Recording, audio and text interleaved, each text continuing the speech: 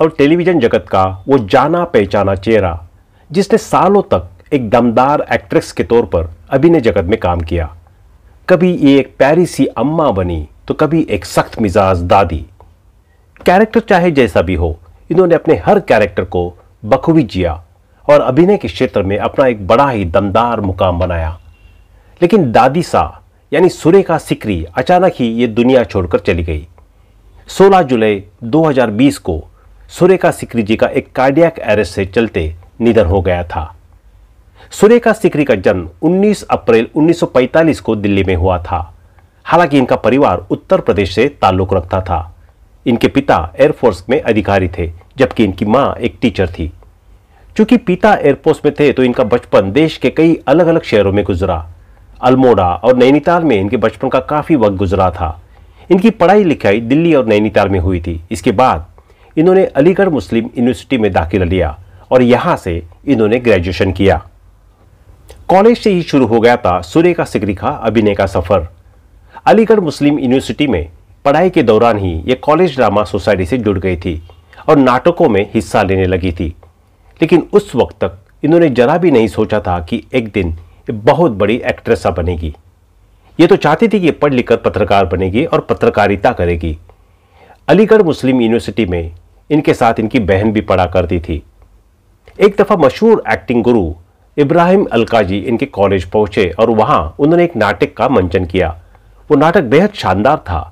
इनकी बहन को वो नाटक बड़ा पसंद आया और उन्होंने फैसला कर लिया कि वो एनएसडी में दाखिला लेगी।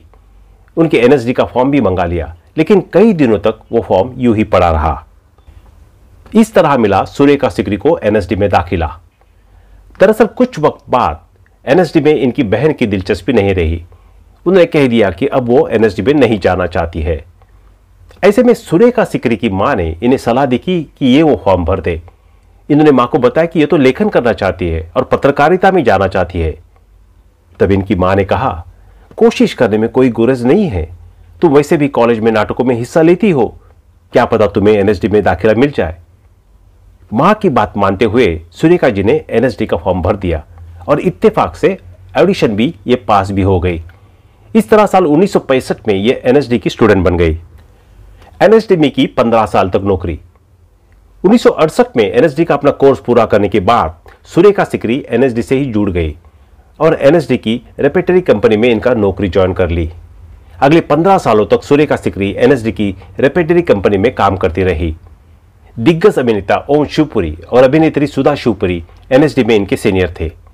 वही अभिनेता मनोहर सिंह रेपेटरी में इनके साथ थे, जबकि अभिनेत्री उत्तरा बावकर भी रेपेटरी में इनके साथ थी और वो एनएसडी में इनकी क्लासमेट भी थी। रघुवीर यादव और ओमपुरी जैसे दिग्गज कलाकार भी एनएसडी रेपेटरी में इनके साथ ही काम किया करते थे। तमस में सुरेखा सिकरी ने किया दमदार काम। थिएटर से उन्हें बेहद प्यार था। नौकरी के दौरान ये नाटकों में लगातार काम करती रही। साल 1978 में इन्होंने पॉलिटिकल ड्रामा फिल्म किस्सा कुर्सिका में पहली दफा काम किया। इसके लगभग 8 साल बाद उन्होंने अनारी अनंत नाम की एक फिल्म में काम किया। लेकिन इसी साल दूरदर्शन पर रिलीज हुई गोहिन नीलानी की टेलीविजन सीरीज तमस में भी यह नजर आई। भारतीय टेलीविजन पर तमस ने रिकॉर्ड बना दिया था। पहली दफा भारतीय दर्शकों को टीवी पर बेहद शानदार कहानी देखने को मिल रही थी। उस दौर के लोग आज भी तमस को याद करते हैं और सुरेखा सिकरी के किरदार राजो को आज भी नहीं भूले हैं। जब मुंबई आई सुरेखा सिकरी ने दिल्ली में रहते हुए अपनी सभी शुरुआती एक्टिंग प्रोजेक्ट्स किए थे। जरूरत पड़ने पर यह मुंबई गई गुजर जरूर थी, लेकिन काम निपटा कर ये वापस दिल्ली आ जाती थी। यानी लंबे वक्त तक ये मुंबई में बसी नहीं थी। लेकिन जब इनकी निजी जिंदगी में उतार चढ़ाव आने शुरू हुए तो इन्होंने फैसला किया कि ये मुंबई जाकर रहेंगी। इसी दौरान इनकी बहन ने मुंबई में फ्लैट ले लिया और सुरेखा जब मुंबई पहुंची तो उन्होंने अपनी बहन के फ्लैट को ही अपना पहला आशियाना बनाया। सुरेखा सिकरी की प्रमुख फिल्में। मुंबई आकर इन्होंने खुद को पूरी तरह से फिल्मों को समर्पित कर दिया और थिएटर करना लगभग छोड़ ही दिया। साथ ही साथ टीवी पर भी इन्होंने काम करना शुरू कर दिया। प्राइवेट टीवी चैनलों के दौर में तो इनके पास काम की कोई कमी ना रही। अपने करियर में इन्होंने लगभग 30 फिल्मों में काम किया। इनकी प्रमुख फिल्में रही नजर, little Buddha, Sarfarosh, Dil Lagi, Zubeidaa, Kali Salwar, mister and missus Iyer, Raghu Romeo, raincoat, Tum Sa नहीं देखा, जो बोले सो निहाल, हमको दीवाना कर गए, देवडी, बधाई हो और शीरकुरमा। इनकी आखिरी फिल्म थी पिछले साल यानी 2020 में रिलीज हुई घोस्ट स्टोरी। हिंदी फिल्मों के अलावा इन्होंने कई मलयालम फिल्मों में भी काम किया था। इन टीवी शोज में नजर आई सुरेखा सिकरी। छोटे पर्दे की बात करें तो सुरेखा सिकरी को सबसे ज्यादा शोहरत छोटे पर्दे से मिली। सीरियल बालिका वधू में इनके निभाए दादीसा के किरदार ने इन्हें देश के घर घर में पहचान दिला दी। बालिका वधू के अलावा सुरेखा सिकरी ने परदेश में है मेरा दिल, जस्ट मोहब्बत, कभी कभी, सात फेरे, सीआईडी, बनेगी अपनी बात, केसर और एक था राजा एक थी रानी जैसे लगभग 25 टीवी शोज में काम किया था। इन अवार्ड से किया गया था सम्मानित। इन्हें मिले अवार्ड्स की बात करें तो तमस, मम्मो और बधाई हो फिल्मों के लिए इन्हें 3 बार बेस्ट सपोर्टिंग एक्ट्रेस के नेशनल अवार्ड से सम्मानित किया गया था, जो कि अपने आप में एक रिकॉर्ड है। साल 1979 में उन्हें संगीत नाट्य अवार्ड से भी सम्मानित किया था। फिल्म बधाई हो के लिए तो फिल्म फेयर ने भी इन्हें बेस्ट सपोर्टिंग एक्ट्रेस के अवार्ड से सम्मानित किया था। ऐसी थी सुरेखा सिकरी की निजी जिंदगी। बात अगर सुरेखा सिकरी के निजी जीवन के बारे में करें तो इन्होंने हेमंत रेगे से शादी की थी। इनका एक बेटा है जिसका नाम है राहुल सिकरी, जो खुद भी एक कलाकार है। दिग्गज एक्टर नसीरुद्दीन शाह की पहली शादी इनकी सौतेली बहन मनारा सिकरी से हुई थी। मनारा और नसीरुद्दीन शाह की एक बेटी है जिसका नाम है हिबा शाह। ये वही हिबा शाह है जिन्होंने बालिका वधू में दादीसा यानी सुरेखा सिकरी की जवानी के दिनों का रोल निभाया था। इस तरह सुरेखा सिकरी हिबा शाह की मौसी भी लगती है।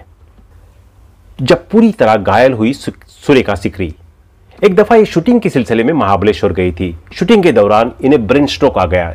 जैसे ही ये गिरी तो गिरने से इन्हें काफी चोट भी लग गई।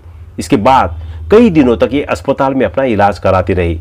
फिर जब ये पूरी तरह से ठीक हो गई तो इन्होंने दोबारा फिल्में और टीवी शोज में एंट्री ली।